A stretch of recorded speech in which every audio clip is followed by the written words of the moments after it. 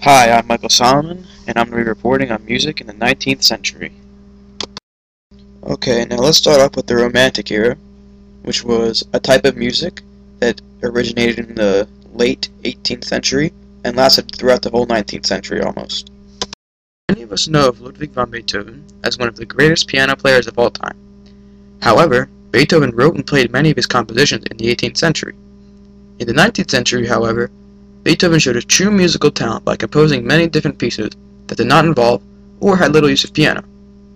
In the 19th century, Beethoven wrote 9 symphonies, 16 string quartets, a violin concerto in 1806, 10 violin sonatas, 5 cello sonatas, the opera Fidelio in 1805, and the orchestral masterpiece Missa Solemnis from 1819 to 1823, which Beethoven was actually in the process of writing in the picture on the right.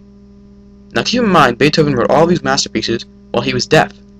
Pretty remarkable. Now you're about to hear one of Beethoven's most famous pieces, Für Elise, published in 1841.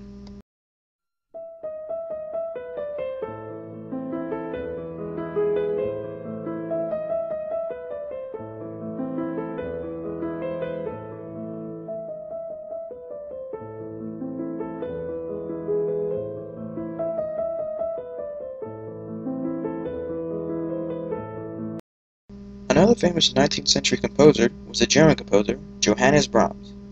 At the time, many considered him the greatest living composer because of some of his famous compositions like the orchestra, a German Requiem in 1868.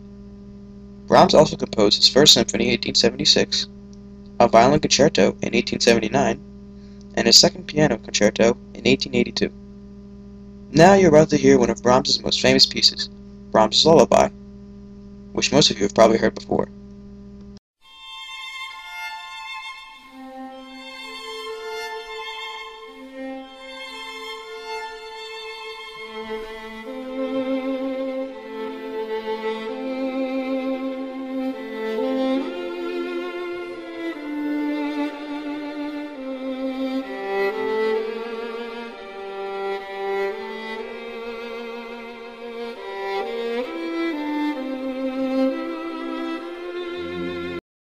The next famous composer of the 19th century was the French composer Hector Berlioz.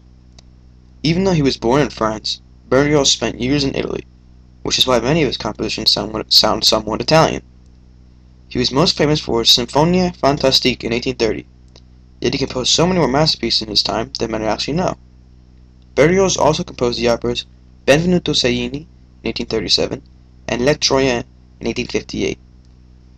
The symphonies Harold in Italy in 1834 and Romeo and Juliet in 1839, the masterpiece La Damnation des Fosses in 1846, and the orchestra L'Enfance du Christ in 1854 were also some of Berlioz's more famous works. Now you are about to hear a part of Symphonie Fantastique.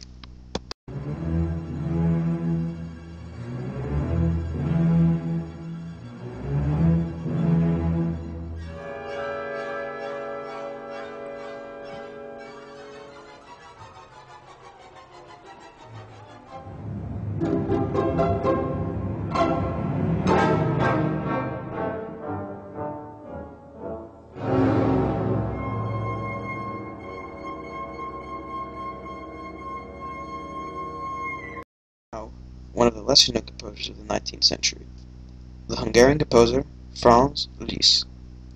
Liszt spent the first 30 years of his life as a student of Antonio Salieri in Vienna, touring with him all throughout Italy, and even sometimes playing the piano.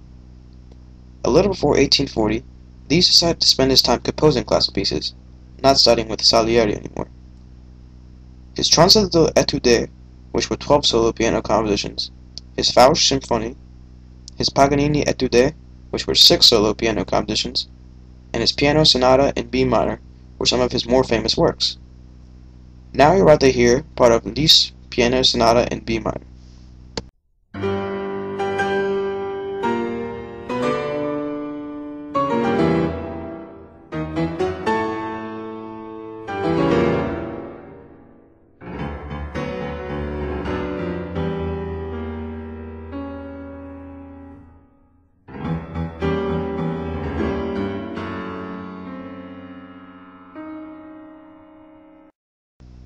Finally, the German composer and son-in-law of Franz Liszt, Richard Wagner.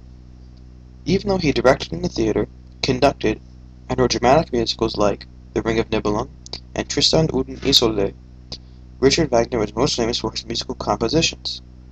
Some of his early, yet less famous works consisted of the operas The Fairies in 1834, The Ban on Love in 1836, and Rienzi in 1840. However, Wagner really established a name for himself in the composing of his The Flying Dutchman in 1843 and Tannhäuser in 1845. You are now about to hear Wagner's most famous piece, Ride of the Valkyries, written in 1851, which many of you have probably heard in the past as well.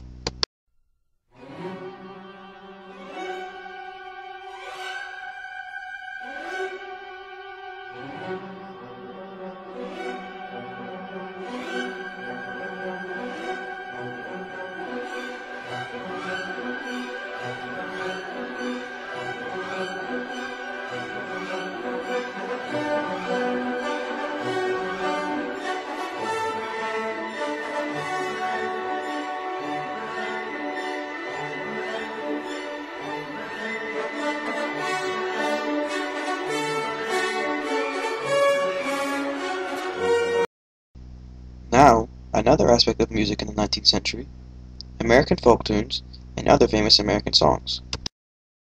Arguably the most famous song in American history, The Star-Spangled Banner was written in 1814 during the War of 1812 against the British. The 35-year-old poet, Francis Scott Key, wrote the lyrics to this now legendary song while watching the British bombardment of Fort McHenry and seeing the glorious flag of the United States flow in the wind. Now many of us do not know that the lyrics were then fit into the Anacreontic song by John Stafford Smith to mix Key's lyrics with Smith's tune. Now you are all about to hear the United States National Anthem once again.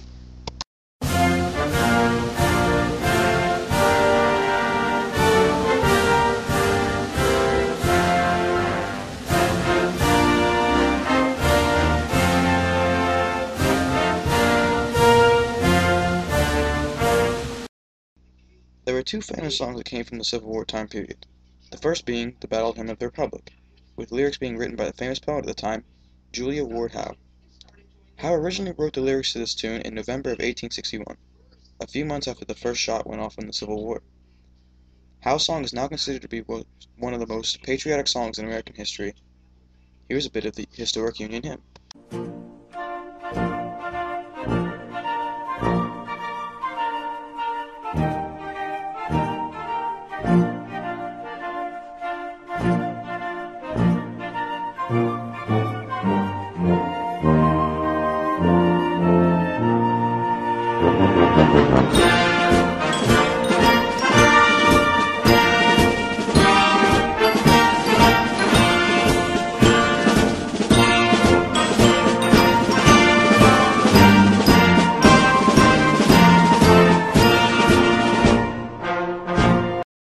Next was another tune most of you have probably heard before, entitled When Johnny Comes Marching Home, written in 1863 by Patrick Gilmore.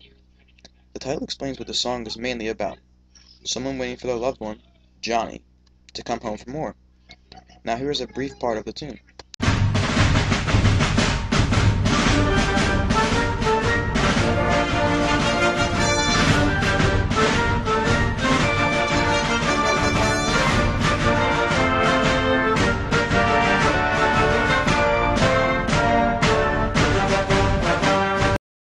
Finally, the last song that we will learn about today was published in 1894, yet historians believe it to be inspired by the gold rush of the mid-19th century. There is little actually known about the song besides the fact that it was published in 1894. There are no records of a known artist, a known year that it was written in, or a known source of inspiration for the song. However, it is the most famous song believed to be from the gold rush time period. Now, most of you will be hearing this children's song once again.